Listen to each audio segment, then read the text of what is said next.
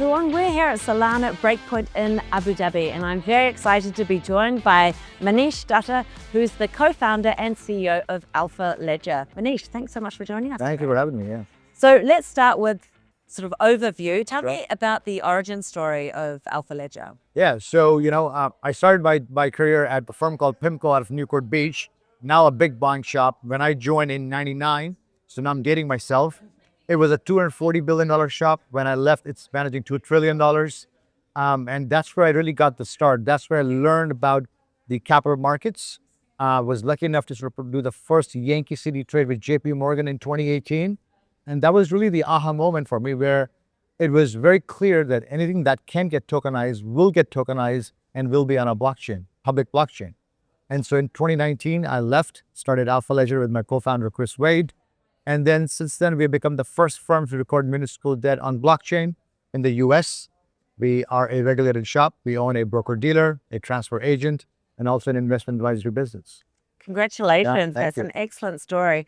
And when you look at the capital markets, so obviously the traditional capital markets, what is your view on, or why the redesign rather than just overlay? You felt it was easier to actually just build from the ground up? Yeah, I think if you look at Galt's law, which effectively just means that anything that needs to be built can't start very complicated. You have to start simple, right? So I think if you look at the fundamentals of trading, it requires an asset origination story. So you originate an asset and you allow investors to trade.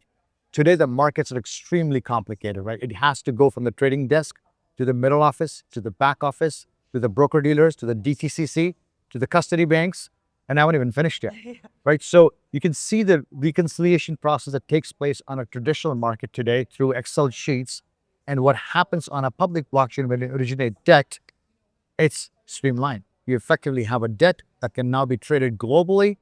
Reconciliation is no longer a concept. So I think it was really the genesis of the purpose-built technology that we are seeing today, and why you have so many people coming onto a public blockchain. Yes, 100%. And when you say, and I agree with you, everything will be tokenized. Yeah. Obviously, we can't do everything all at once. How are you looking to phase your approach, and where are you seeing the greatest short-term opportunities? Yeah, when we started with the municipal debt, because to me, that is fundamentally what people really need, which is access to road, water, sewer, electricity. And that is one of the most complicated parts of the capital markets. It's really unsexy, which is actually really good. It allowed us to build technology. So municipal debt is paramount and fundamental to the growth of what we have done at Alphaledger. We are now partnered with asset managers to issue private funds, which gives access to underlying assets in the fund through a tokenized mechanism. So we are seeing a growth of private funds today. And I see where the market moving towards is an ETF, more public assets coming on chain and giving access to that. And so that's really about the supply side of the equation. Yeah. On the demand side of the equation, where are you seeing most of the appetite coming from? Yeah, I think it's more short-dated paper. So we are seeing folks looking for higher yielding assets, looking for safer bet away from crypto, more the traditional sets. So real world assets like farm credit is one.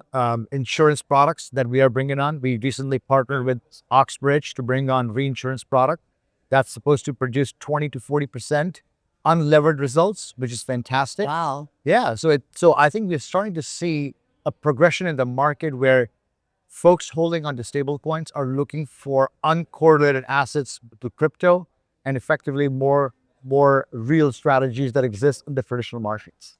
Excellent. And then what is next for you as a firm, I guess, not just as the market more broadly?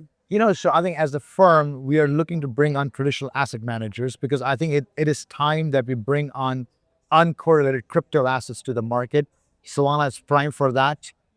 We truly believe that Solana is where the activity will take place. We recently heard about JP Morgan issuing debt. So that's a fantastic first step by a large bank. It now gives permission for other banks to come on and actually issue their own debt. Wonderful. Well, thanks so much for coming on and sharing your story. I love from the PIMCO, one of the most largest traditional asset managers, to the Solana Labs incubation. It's a great story. So thanks so much for coming on. Really appreciate it.